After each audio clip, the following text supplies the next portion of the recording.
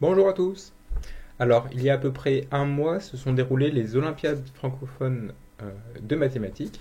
Donc c'est une compétition assez sympa qui est assez nouvelle parce qu'elle est née durant le Covid et qui se fait purement en ligne. Et la particularité, c'est comme son nom l'indique, c'est qu'elle regroupe que des pays francophones, donc le Maroc, Algérie, Suisse, etc. Et la France, bien entendu.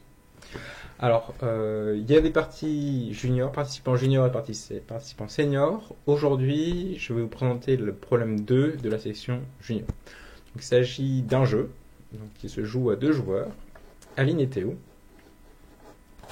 Et le but sont le suivant. Donc, à chaque tour, un joueur va déplacer un jeton sur le cercle et va tracer un segment entre le sommet de départ et le sommet d'arrivée. Donc par exemple, je le déplace ici, Aline le déplace ici et trace le segment.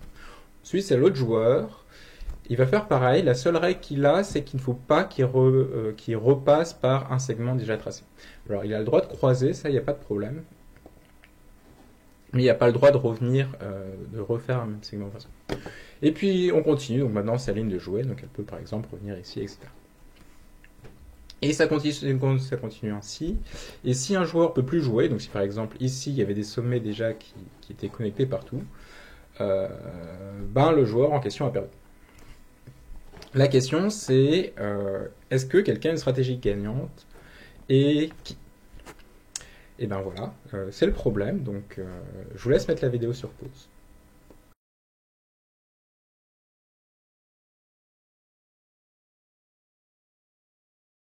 Eh bien, félicitations si vous avez trouvé une stratégie gagnante pour Alice et de l'avoir rédigée proprement.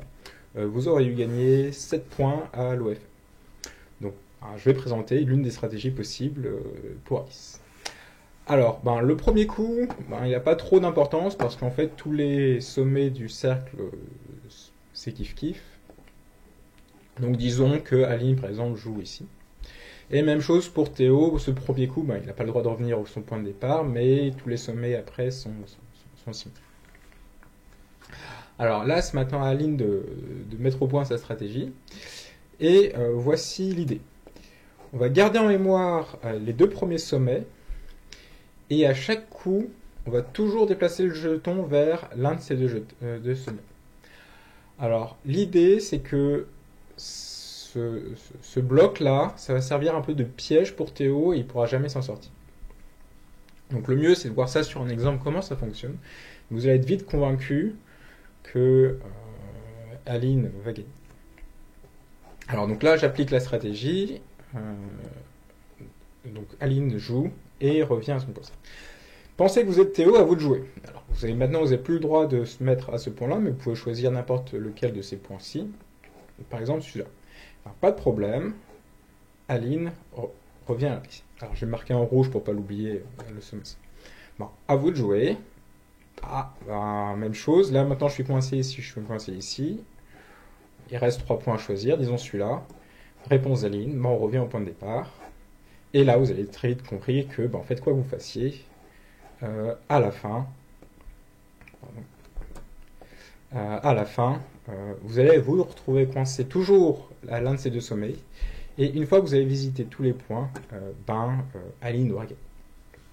Voilà. Donc, faut le rédiger proprement, mais c'est assez clair. C'est Aline qui gagnera avec sa stratégie.